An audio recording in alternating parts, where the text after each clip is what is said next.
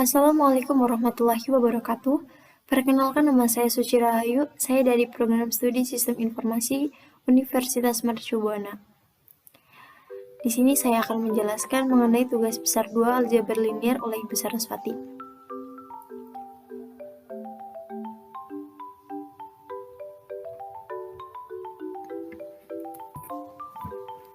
Untuk soal yang pertama, yaitu menjelaskan materi vektor beserta contoh soal dan cara penyelesaiannya. Untuk pengertian vektor sendiri, vektor adalah besaran yang mempunyai besar atau nilai dan arah.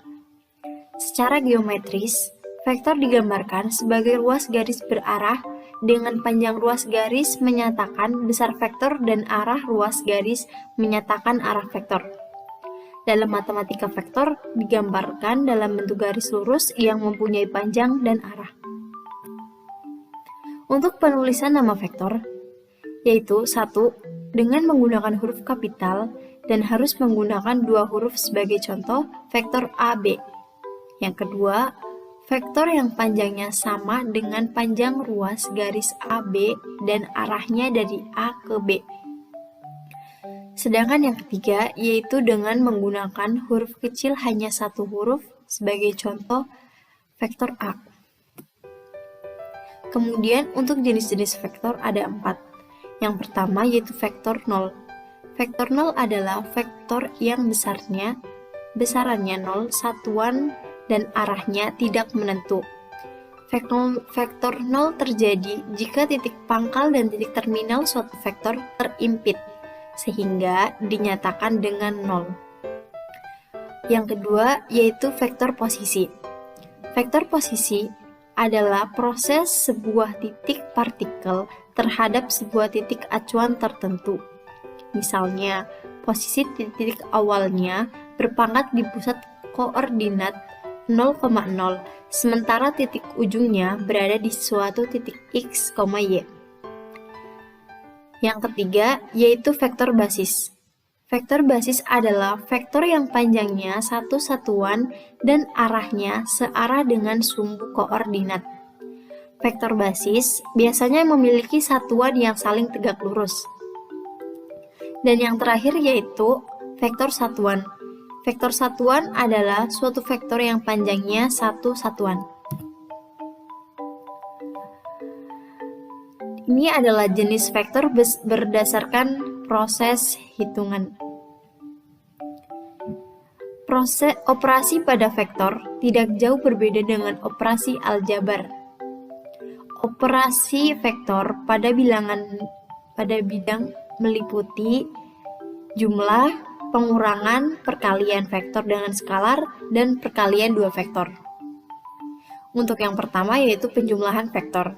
Penjumlahan vektor adalah menentukan sebuah vektor yang komponennya adalah jumlah dari kedua komponen vektor pembentuknya, menentukan resultan dari dua vektor. Ada 2 jenis vektor dalam penjumlahan vektor, yaitu vektor segaris dan vektor tidak segaris. Dan ini adalah gambar dari contoh jumlah vektor. Untuk yang kedua yaitu pengurangan vektor. Pengurangan vektor adalah salah satu vektor yang mempunyai atau memiliki arah yang berlawanan. Contohnya, misalkan vektor A bergerak ke arah kanan dan vektor B bergerak ke arah kiri, maka resultannya adalah R sama dengan A plus min B sama dengan A min B. Ini adalah gambar dari contoh tersebut, contoh pengurangan vektor. Untuk yang ketiga, yaitu perkalian vektor dengan skalar. Perkalian antara vektor dengan skalar adalah hasil kali suatu bilangan skalar dengan sebuah vektor A. Ini adalah 2 contoh soal penyelesaiannya. Contoh nomor 1. Jika vektor A sama dengan min 6, 4 dan vektor B sama dengan 4, 10, tentukanlah vektor A plus vektor B. Jawabannya sama dengan vektor A ditambah vektor B sama dengan min 6 dari vektor A di sini ditambah vektor B 4. Kemudian 4 ditambah dengan 10 sama dengan min 6 ditambah 4 sama dengan min 2. Dan 4 ditambah 10 sama dengan 14. Jadi hasilnya min 2 dan 14. Kemudian untuk soal nomor 2. Diketahui vektor A sama dengan 6 min 10. Tentukan hasil operasi berikut ini, yaitu 2 vektor A dan setengah vektor A. Jawabannya adalah untuk soal 2 vektor A sama dengan 2 kali 6 dan min 10 sama dengan 2 kali 6 sama dengan 12. Sedangkan 2 kali min 10 sama dengan min 20. Jadi hasilnya adalah 12 dan min 20. Untuk yang kedua yaitu setengah vektor A sama dengan setengah kali 6 min 10 sama dengan setengah dikalikan 6 sama dengan 3 dan setengah dikalikan min 10 sama dengan min 5. Jadi hasilnya adalah 3 dan min 5. Kemudian untuk soal yang nomor 2 yaitu menjelaskan materi garis dan bidang dalam ruang 3 dimensi dan ruang Euclidean. Yang pertama saya akan menjelaskan mengenai pengertian garis dan bidang. Garis adalah himpunan titik-titik yang terhubung secara kontinu, berjejer lurus atau melengkung yang hanya mempunyai satu titik akhir dan satu titik awal. Penamaan garis umumnya menggunakan 2 huruf yang menunjukkan titik awal dan titik akhir. Misalnya, garis AB di bawah ini.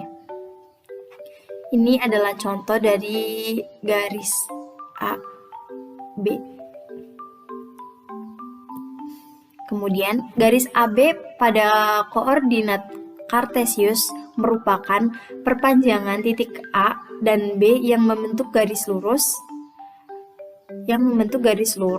Garis mempunyai unsur dimensi panjang yang dapat diukur secara langsung atau menggunakan rumus jarak. Karena garis yang terbentuk adalah garis lurus, dapat dihitung dengan rumus Euclidean pada R2 atau ruang dimensi 2, yaitu sebagai berikut. Ini adalah rumusnya. D sama dengan akar X2 min X1 kuadrat ditambah Y2 min Y1 kuadrat 2. Di sini, di rumus ini, D adalah jarak atau panjang dari garis lurus tersebut. X1 dan X2 adalah posisi masing-masing titik pada sumbu X. Sedangkan Y1 dan Y2 adalah posisi masing-masing titik pada sumbu Y. Garis tidak hanya berbentuk lurus, terdapat pula garis-garis yang berbentuk lengkung seperti gambar di bawah ini.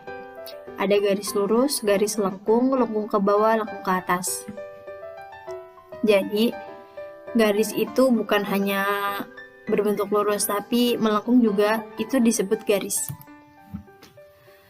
Kemudian, pengertian dari bidang. Bidang adalah permukaan datar yang mempunyai bentuk 2 dimensi sehingga dapat diukur panjang dan lebarnya. Bidang merupakan perluasan dari garis-garis yang terhubung menjadi satu permukaan datar. Misalnya pada gambar bidang ABC di bawah ini. Ini adalah contoh bidang ABC di ruang 2 dimensi. Dan ini adalah contoh bidang ABC di ruang 3 dimensi. Bisa kita lihat. Kemudian, dalam materi garis dan bidang ini ada 4 kedudukan. Yang pertama yaitu kedudukan titik terhadap garis. Dalam kedudukan ini, 2 buah titik dapat membentuk tepat satu garis. Oleh karena itu, ada dua macam kedudukannya. Pertama, titik yang memang terletak pada garis, kemudian yang kedua, titik yang terletak di luar garis. Ini adalah salah satu contoh titik yang terletak di dalam garis. Yang kedua yaitu kedudukan titik terhadap bidang. Bidang sendiri merupakan gabungan lebih dari beberapa garis yang saling terhubung. Dalam kedudukannya, ini juga terdapat dua macam. Pertama, titik yang berada di dalam bidang dan titik yang berada di luar bidang.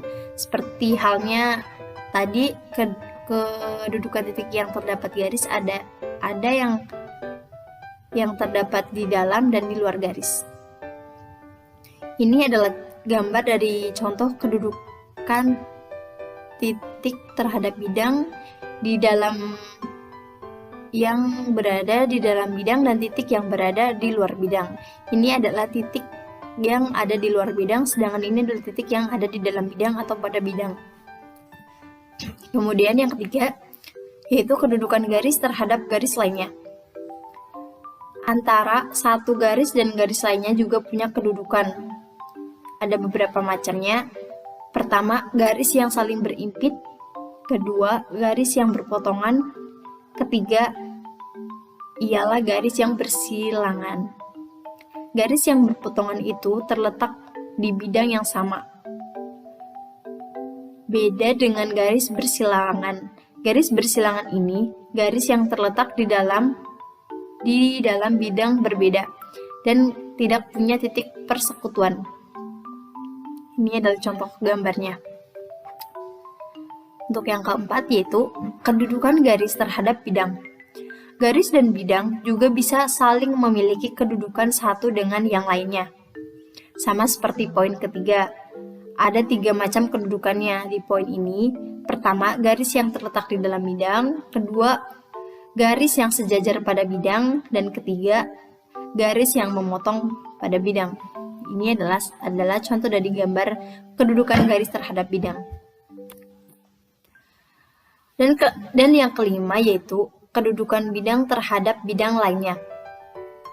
Sesama bidang pun ternyata juga saling memiliki kedudukan. Pertama, ada yang namanya dua bidang sejajar. Tidak ada yang lebih besar atau lebih kecil, semuanya sama dan sejajar. Kedua, ialah dua bidang yang saling berimpit. Artinya, ada bidang di dalam bidang. Nah, ini adalah contohnya. Ini adalah contoh bidang yang berimpitan dengan bidang. Kemudian ini adalah bidang dan dengan bidang. Dan ini adalah bidang yang berpotongan dengan garis potongannya.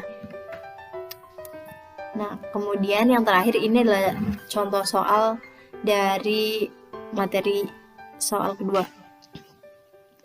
Di sini ada soal diketahui kubus A, B, C, D, E, F, G, H mempunyai sisi 4 cm, titik P adalah titik tengah CD. Titik Q adalah titik tengah EH dan titik R adalah titik tengah BF. Jarak P ke F ke QR adalah ini adalah gambarnya. Nah, untuk langkah pertama kita menentukan panjang QF dulu, yaitu dengan rumus QF sama dengan akar QE kuadrat ditambah EF kuadrat sama dengan 2 kuadrat ditambah 4 kuadrat sama dengan 2 akar 20. Kita sudah menemukan panjang dari QF yaitu akar 20. Kemudian kita menentukan panjang dari QR. Rumus dari panjang QR sendiri adalah QR sama dengan akar QF kuadrat ditambah FR kuadrat sama dengan akar 20 kuadrat ditambah 2 kuadrat sama dengan akar 24 sama dengan 2 akar 6. Karena ini adalah kubus, maka berlaku PQ sama dengan QR sama dengan PR, yaitu 2 akar 6. Kemudian kita menentukan jarak titik P ke garis XR. yaitu P sama dengan akar PQ kuadrat dikurangi QP kuadrat sama dengan akar 2 akar 6 kuadrat dikurangi akar 6 kuadrat sama dengan akar 24 dikurangi 6 sama dengan akar 18. Kemudian hasilnya adalah 3 akar 12. Jadi jarak antara P ke QR, P ke QR sama dengan 3 akar 2. Itu adalah pembahasan tugas besar 2 aljabar linier. Mohon maaf jika dalam menjelaskan materi tersebut ada kesalahan kata dan ada perkataan saya yang kurang jelas atau kurang berkenan, mohon dimaafkan. Terima kasih. Wassalamualaikum warahmatullahi wabarakatuh.